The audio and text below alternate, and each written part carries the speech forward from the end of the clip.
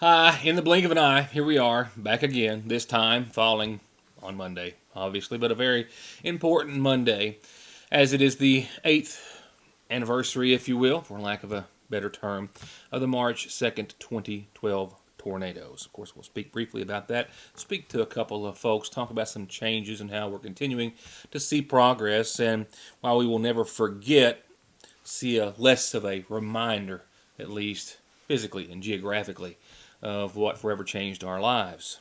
Almost at this time, 8 years ago. I do want to make mention as of right now, before I go any further, there is going to be a brief ceremony, albeit in the damp conditions, in the Ramey Park tonight at approximately 7:01 for anyone who would like to attend. Local fire, EMS, first responders, and officials will be there, as you are invited to join them, similar to what they have done for the past few years, for just a moment of remembrance and reflection in the Ramey Park in just a few moments shortly after the program. So we'll talk about tonight's date on a couple of different fronts. We'll also have your updated forecast. Glad to relay to you not as much rain therein as when I left you on Friday. 9 auto accidents just since I saw you last, or roundabout, responded to in McGoffin County. One resulting in an arrest, road rage being cited by state police, and one of those motion detected cameras in the residence of a Johnson County woman's late father who had just passed away, alerting them to a burglary. 2 men found hiding inside, and a host of other news and information. Real quick rundown on the 15th Region Tournament, which tips off tonight in just a few moments at the Expo, and a host of other bits and pieces of the news. I'm still trying to find out more, but I do know that a Johnson County man is set to appear in federal court in the coming days on the 9th, related to a federal indictment charging him with misappropriation of funds, according to the indictment, from April of 2016 through last August, while he was an employee of the U.S. Postal Service in Johnson County. A man identified as, and my apologies, I lost my place, Donald Eugene Reffitt, did unlawfully loan, use, pledge, embezzle, and convert to his own use money and property coming into his hands under the execution of his employment in the Postal Service. All we know is that the amount exceeds $1,000. He is accused of taking those funds, more than $1,000 worth, facing up to 10 years in prison and up to $250,000 in fines. And we are still trying to find out more about the case. Once again, he is due to appear in federal court the 9th of this month, in just a few days, in about a week's time, at 10 o'clock that morning, after being indicted on Friday in U.S. District Court. 9 auto accidents that we can at least account for, responded to by local EMS, rescue, law enforcement as well. Almost since I saw you last, 2 happening around Friday afternoon that we only had a partial report on. One involving the arrest of a Johnson County man who we are told by arresting officers was a 911 dispatcher in Johnson County and a member of at least one volunteer fire department. He was arrested for serious felony charges, at least one count being a felony charge, after he and another motorist became involved in a situation that involved in a rear-end collision near the junction of 460 and Route 2020 Mash Fork here in McGoffin County Friday afternoon. Yes, a total of 9 accidents, adding up to 0 reported injuries and individuals being transported to an area hospital per our knowledge. Of those 9, these appeared to have been the most serious. Minor or no injuries sustained Friday when these 2 vehicles were involved in a collision near the mouth of Buck. According to police reports, the mail carrier had slowed and then come to a stop for a funeral procession. The car behind the mail carrier was unable to do so and collided with the small SUV. We believe no one suffered any serious injuries in that one. And this one looks much worse, and was, but also resulted in no major injuries. This was Saturday. The driver said that a mechanical failure resulted in him losing control of his pickup truck. It overturned, landed on its top in the creek. 2 people were able to get out of the creek, and initial reports to 911 were that there was still someone entrapped inside the vehicle. Everyone was out upon arrival of emergency personnel, including the small child, which was properly buckled in its child safety seat. Saturday night around 12:30 on Route 40, the driver of this vehicle lost control and hit the embankment. No injuries were sustained. This was an accident just earlier this afternoon when a tractor-trailer reportedly turned left onto New 460, and the red passenger car, which was traveling west towards Lexington, was unable to stop and avoid the collision. Also, both drivers refused medical treatment at the scene. The woman behind the wheel of the red car was from Lexington and returning home. And this goes back to Friday as well. Also a non-injury accident, but attributed to at least some level of road rage, in which a Johnson County dispatcher, we are told, and volunteer fireman with at least the Van Leer Fire Department was arrested by Kentucky State Police Trooper Jimmy Stratton. Brent Edwin Hughes, according to Stratton's citation, was said to have been involved in this two-vehicle collision that he was at fault at. The trooper notes in his citation that Mr. Hughes stated that he became mad while driving on Kentucky 114 with the driver of the white pickup truck. Mad because the white pickup truck didn't have any taillights, and he almost struck the vehicle in the rear near the red light at the BP on 114. Hughes told authorities that he then tried to pass the white pickup truck, but that the white truck wouldn't let him by, finally slowing down once they reached US 460. Hughes saying he was finally able to speed up to about 80 miles per hour and then get around the vehicle, but that the white truck started tailgating him, and it was at that point that Hughes turned on his emergency lights that he has for, we believe, serving on the fire department. He stated to try to get the white pickup truck to back off. Hughes then told the officer that he did slam on his brakes, brake checking the white pickup truck, causing him to hit Hughes's truck in the rear. Trooper Stratton also says that when Hughes got out of his truck, he had a gun holstered on his side and removed that gun from his holster, according to the victim, placing it down on his side, advising the driver of the white truck that he did have a gun. He then holstered that gun, placed his jacket over it, and then got back into the vehicle and remained there until the arrival of police. Stratton's report indicates that Hughes was alone in his vehicle while the driver of the white truck was accompanied by his wife, who was expecting, and their small child, all of which refused medical treatment at the scene. Hughes was charged with reckless driving, wanton endangerment in the first degree, improper use of emergency or red lights, and menacing.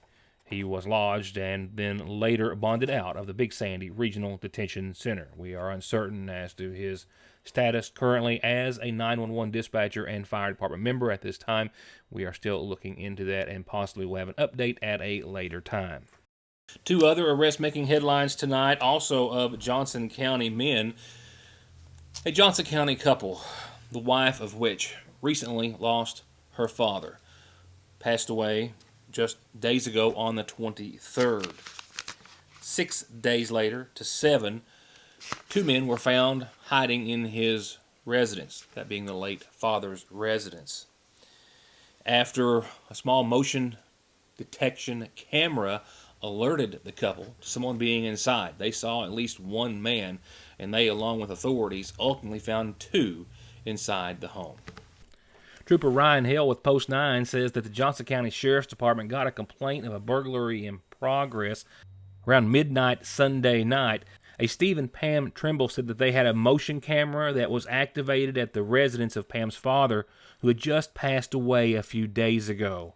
They'd received notification that there was movement inside, and they could hear via the camera feed a lot of noise coming from inside the home as well. And then they saw a male with a red hoodie inside the home. They called police, and together all arrived at the home, with authorities making entry, finding pry marks that were left behind from damaging the door to get in. There was no response initially, but after conducting a search throughout the home, in which drawers were pulled out and items were strewn everywhere, they found this man, Lacey Howell, hiding in a closet in a back bedroom covered in a blanket. He also had a pry bar and a pick on him, and various knives and old coins, which he admitted he had stolen from the home. He told police that he was the only one in the home, but the Trimbles said that that was not the man they saw on the video, so a second search turned up a second man, Nicholas Ferguson, who was located behind a bed next to the wall in the back bedroom. He was wearing a paintball mask and had a black BB pistol in his possession. Together, the two are facing charges of burglary in the second degree, criminal trespassing, criminal mischief, with Hal facing charges of possession of burglary tools in addition. Look at that face. This is Katie. Katie is a super sweet, petite little girl who's a bit shy, but very well-mannered. But despite all of that, she's been at the Johnson County Animal Shelter since last October. She gets along great with other dogs and is very loving, and maybe around 2 years old. If you'd like to meet Katie or take her home, contact the Johnson County Animal Shelter. Our Pet of the Week, sponsored by Dr. Tom Abel of Able Eyes in Lexington and at ableeyes.com. At work, we do a lot of live shows with crowds. I used to sit up there and not really know who was looking at me. I was finally tired of contacts and glasses, tired of paying for contacts, and I just decided I need to get these eyes fixed. Able Eyes was great. If someone asked me if they should get LASIK, I would absolutely recommend it. At first, like many people, I'm hesitant, but after going to Able Eyes and they walk me through it, I know that it's a quick and painless process, and I recommend going to Able Eyes. They were the best. Right now, you can take advantage of their lowest prices of the year at $1,800 per eye. It can be one of the hardest parts of being a parent. You can beg them, bribe them, hold them down and try to force them, and sometimes you still can't get them to take their medicine. Well, problem solved at Parkway Pharmacy with Flavor X. Let your kids customize their medicine with some of the best flavors that really do taste great, and it's totally free with your child's prescription at Parkway Pharmacy. So stop the suffering, theirs and yours, for free, and get your Flavor X flavored medicines at Parkway Pharmacy in Salyersville. Creekside Stitching and Feed is the place to go for all of your custom embroidery needs. Shirts, caps, jackets, and more. And they've got the best prices on value-pack dog food, blue ribbon beef mix, kickin' chicken, and shell and cracked corn. And premium quality gates, hay rings, and bunk feeders, plus metal carports and garages as low as $1,400 installed. For all of your embroidery, feed, and farm supplies, Creekside Stitching and Feed, 1 mile up Bear Branch off of Route 30. I'm Bill Tinker. I've spent the past 19 years defending insurance companies in car crashes, truck crashes, and slip and falls. Are you involved in a case like that? Is the insurance company giving you the runaround about your medical bills, your benefits, or your lost wages? Contact me at McFarland Tinker Law Office. With our combined experience of over 58 years, we're here ready to work for you. Magoffin County Heating, Cooling, and Refrigeration with professional, licensed, and certified commercial and residential service technicians that can maintain and repair all manufacturers, with new and old installation and financing available, serving Magoffin, Morgan, Lawrence, Martin, Johnson, Floyd, and Breathitt counties. Magoffin County Heating, Cooling, and Refrigeration, 349-1058 or 225-6779. With decades of experience and happy customers all over Kentucky, All Pro Gutter Works and Construction is now proud to offer long-term and 0% financing on their home improvements and home construction. That's new windows and floors, new bathrooms and kitchens, new roofs, siding, decks and porches, new turnkey homes and offices, and of course, continuous guttering in 21 colors. Locally, family-owned and operated, and waiting on your next project and phone call. All Pro Gutter Works. At Salyersville National Bank, they know your house is much more than your home. It's an investment, and for many of us, the biggest we'll ever make. And whether it's for needed repairs and maintenance, or a new addition or renovation to give you some more room and more equity, let Salyersville National Bank deal with all the financial work and worry. Real and real competitive, hometown, homegrown, home improvement loans at Salyersville National. On this date in 2012, nearly at this time, it was shortly after dark, shortly after 7 o'clock for Salyersville residents. Those in West Liberty and Morgan County had already felt the brunt of 140-mile-an-hour winds that would claim the lives of 6 people in Morgan County. In both communities, homes, businesses lost. Many just crumbled on top of families, literally. Others were ripped or blown off from over their heads. 6 lives in Morgan, 2 young men in Johnson County died as a result of those 2 tornadoes, 2 of 18, which tore through Kentucky and parts of the eastern United States. 200 people injured out of those 18 tornadoes altogether. 26 people died as a result. And EF3 on 2 occasions in Magoffin and in Morgan County.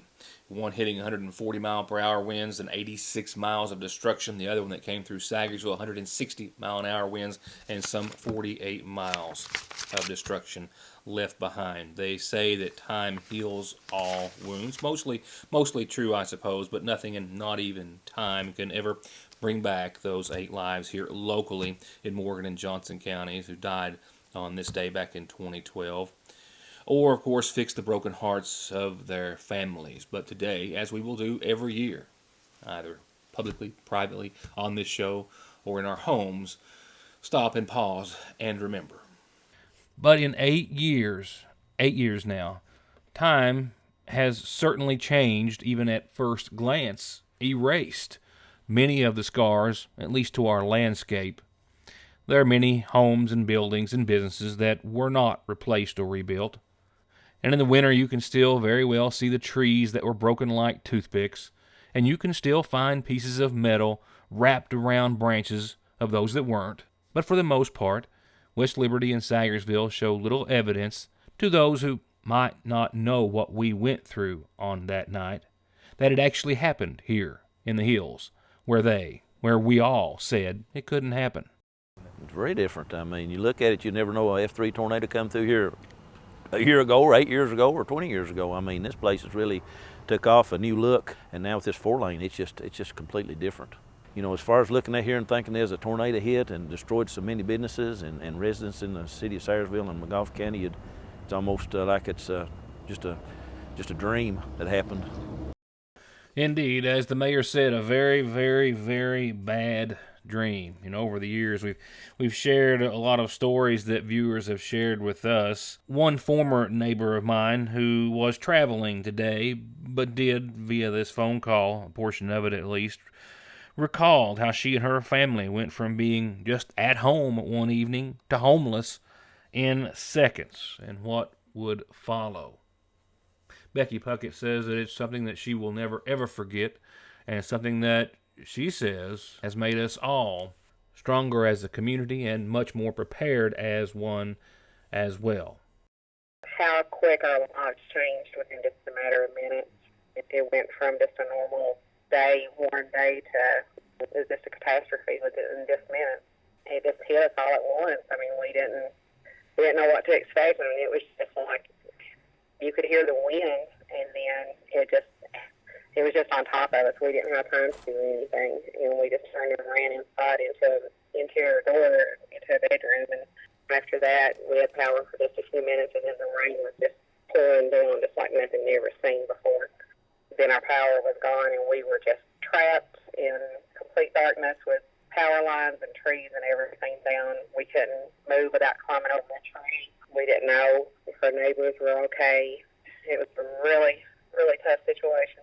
And Becky, as most everyone else, still recounts that the overwhelming outpouring of support perhaps was even and as devastating as this was to so many local families and individuals. Perhaps in the grand scheme of things, the outpouring of support outmeasured the devastation left behind. Strangers coming, cooking, cleaning, still many anonymous to this day. And today, we have a lot of changes. We've got tornado shelters, we've got tornado and outdoor warning sirens, and a different outlook on not just all things weather-related, but on life in general as well. Oh yeah, we need to remember it because so many people's lives were, affected by it. It's affected a lot of the things that we've done since then. Like we've got now tornado sirens, and people said there never be a tornado hit Sayersville or Eastern Kentucky, but it did. But now we're prepared. I mean, we was not prepared then for the warning. I think the long range warning, but now we are. And a lot of things have changed with our emergency management, how we're going to react to these things. But at that time, I think we done as well as could be done as far as how we responded, the people that stood up and stepped up and helped us, and the way that we handled the situation here in the county. We could have never made it, though, without the help from just everybody in the community and the county, and then complete strangers that we had no idea.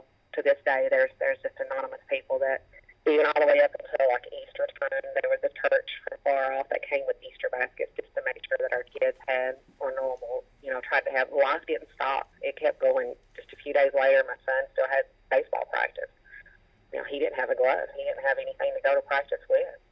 The kids still had, we still had school. We still had work. But our lives were upside down, but that doesn't mean it stopped.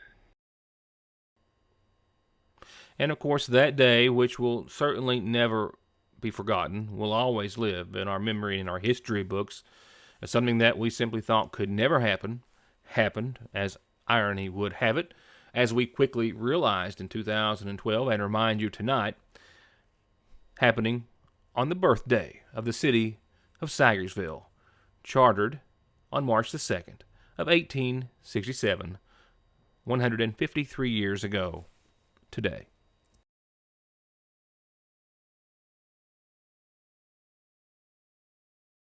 And again, a small remembrance ceremony at 7 o'clock tonight, 1 minute after, in the Ramey Park. You are invited by local officials, Mayor Pete Shepard, and others to join them and be a part. I'll be right back.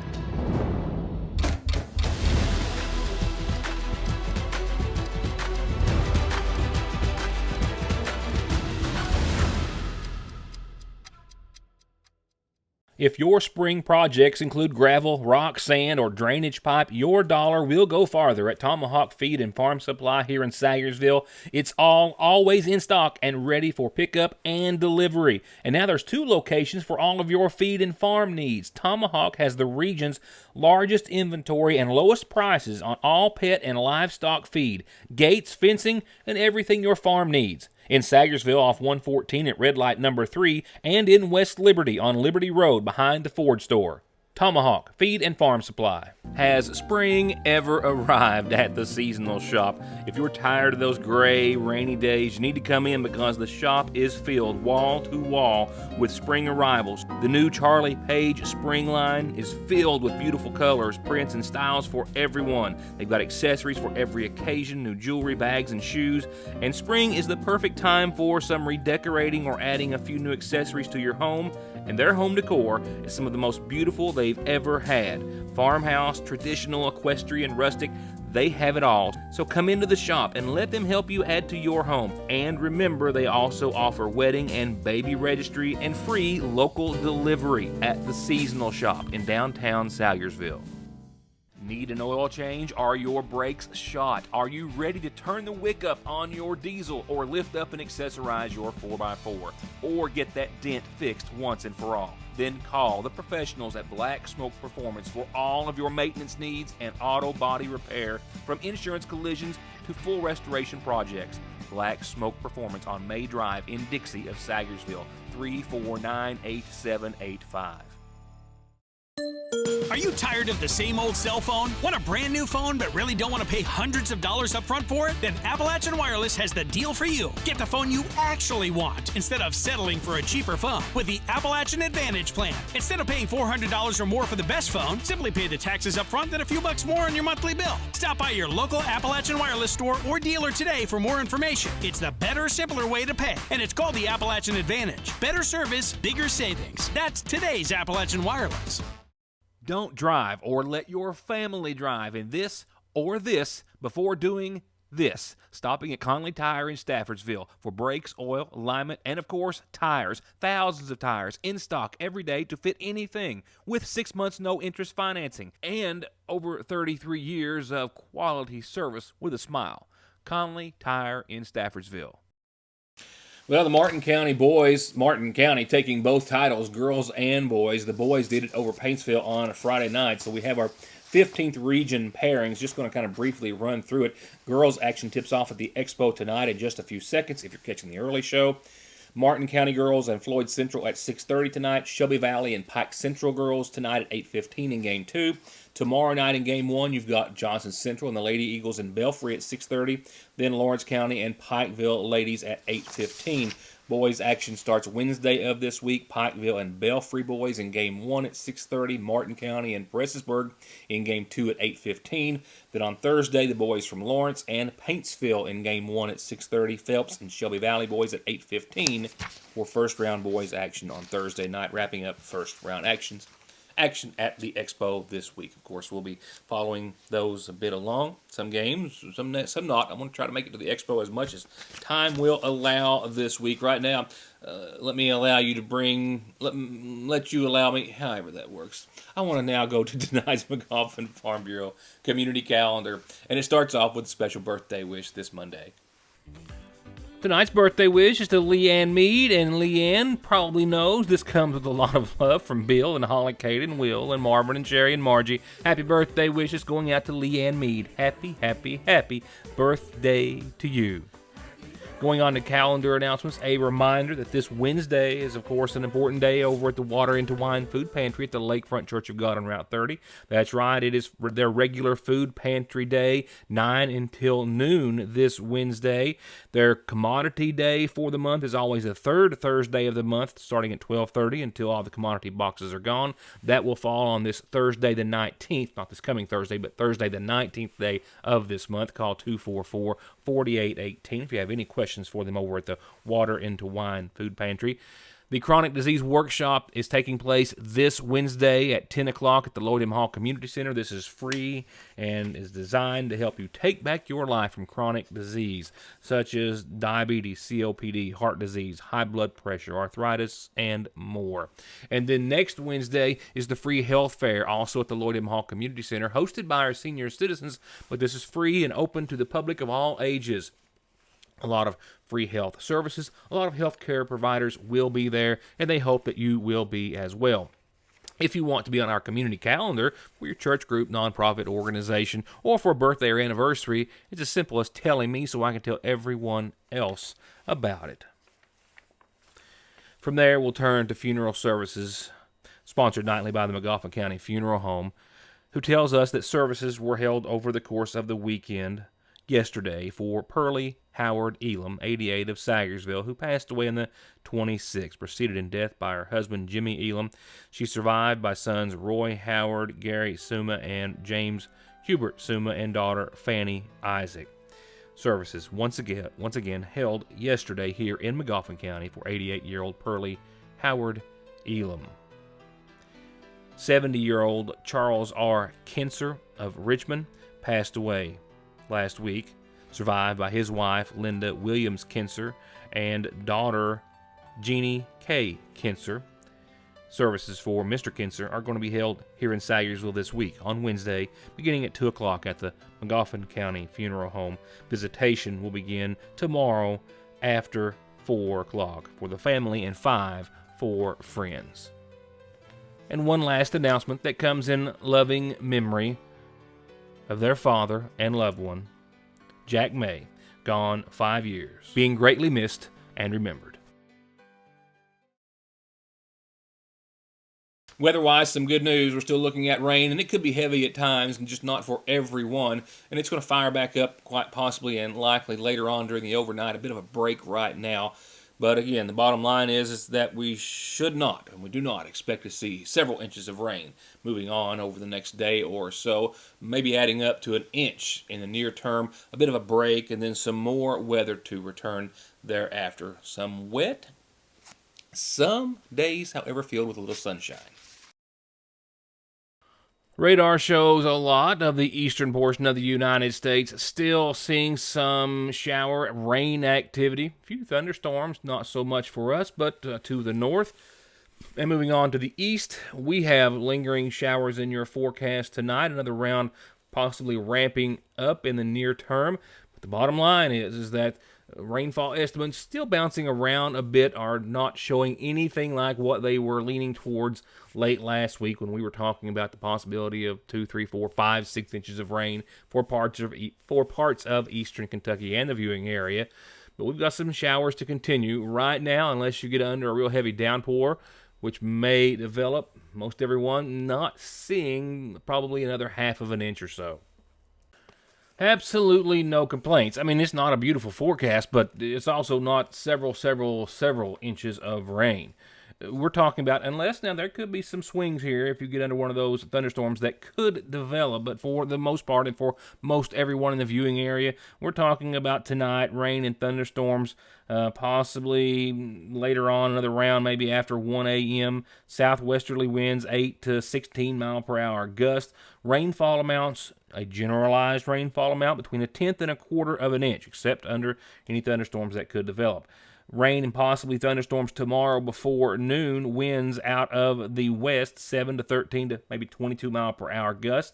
And an average, possible another quarter of an inch tomorrow. That might even be a little high as far as the entire area. But we're talking about up to a half an inch, I think, for most everyone, except for any areas that might get under a really heavy downpour that will hopefully not last too awfully long. But it's going to be breezy across the board. Winds out of the southwest tonight, west tomorrow. Temperatures holding right on to 54 tonight's low, and then 59 Tuesday and your Wednesday. By midweek, I think we'll get a bit of a break. We're going to see the sunshine come back with that 59-degree Wednesday. Winds still picking up out of the southwest, 6 to 11, maybe 23 mile per hour gusts. Mostly cloudy skies Wednesday night, and we'll fall down to around freezing, maybe a few flakes, not making anything but a few flakes possible on Wednesday night as we get down to 32 with a chance of some lingering showers. Thursday, back to a 40% chance of rain, mostly cloudy and 54, and 35 that night under mostly cloudy and still a 40% threat. Friday, breezy, mostly cloudy, a 40% chance of showers and 43 degrees. We will dry out Friday night and dip down to 26 for nighttime lows under partly cloudy skies. And for your weekend, if you're already working towards it, Saturday, sunny and 46, clear that night and 25. Sunday, sunny and 60, another nice weekend in store, in which Sunday is definitely the winner of the two, kind of like yesterday. It was nice. Had some shorts on and enjoyed it. So Sunday, sunny and 60. Sunday night, 39, partly cloudy. We'll start off next week, mostly cloudy, 62, but a 30% chance of some rain. And that's going to wrap it up for just getting this week started. We'll see you back here next time for more of Your News Today. Thank you so much for watching, and have a good night.